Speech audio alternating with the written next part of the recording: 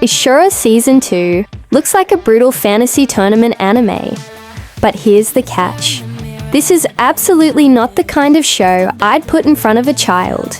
Its world is built around monsters, political manipulation, lethal battles, and characters who can die without warning. In fact, some scenes go far beyond typical shonen violence.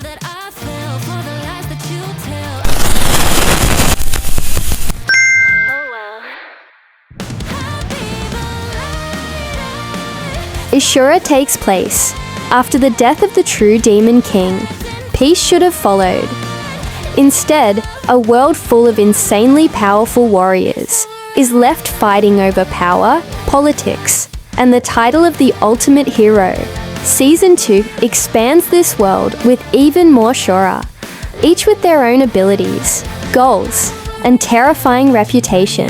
The biggest twist is that Ishura doesn't really have one traditional main character.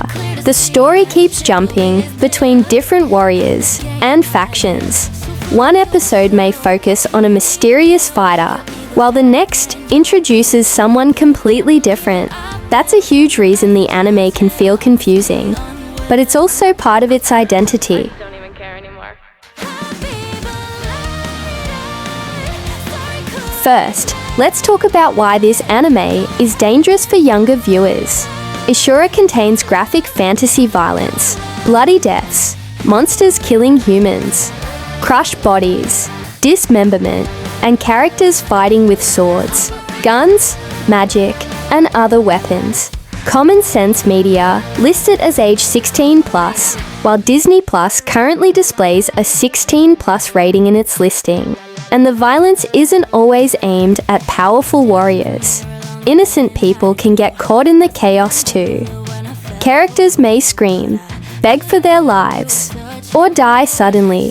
So even though it's animated fantasy, the tone can become genuinely disturbing for children. This is much closer to dark fantasy than a colourful, kid-friendly adventure.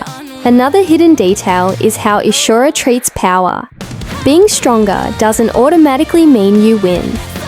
Some battles are decided through strategy, deception, abilities, or exploiting an opponent's weakness. That's why the fights can feel more like a deadly chess match than standard shonen power scaling. Season 2 also goes deeper into its enormous cast.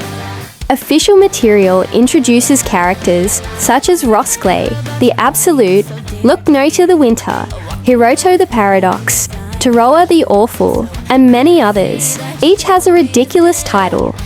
And behind those titles are different philosophies, histories, and power systems. And then there's the anime's biggest storytelling gamble, character hopping. You might finally start caring about someone, and suddenly the story moves somewhere else. Some fans love this because it makes the world feel huge and unpredictable. Others find it frustrating because they want more time with the characters they already know. Visually, Season 2 also stepped things up. The production is handled by Passione, with Sanzigen involved in CG animation and photography. The official staff list includes detailed monster, mechanical, and world design roles, which helps explain why Ishura's fantasy world has such a strange mix of magic, monsters, technology, and giant-scale battles. There is also a bigger branch to the franchise than the anime alone.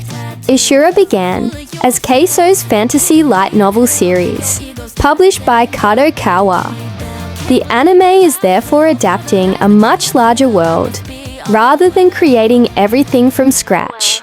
Season 2 covers episodes 13 through 24 of the anime, while the original novels continue far beyond what we've seen on screen. So, if you're coming from typical isekai trash or straightforward shonen tropes, Ishura can feel almost alien. There is no guaranteed hero, no comfortable plot armor, and no promise that your favorite character will survive.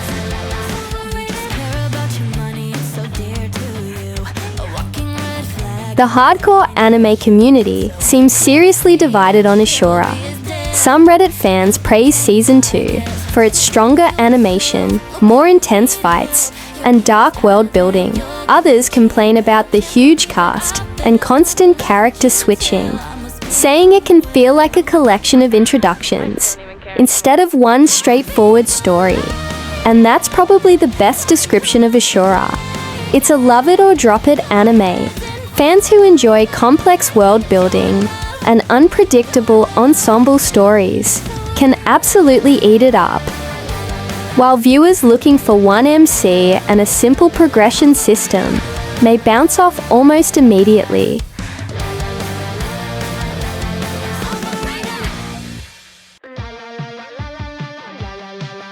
Here's the mind-bending part.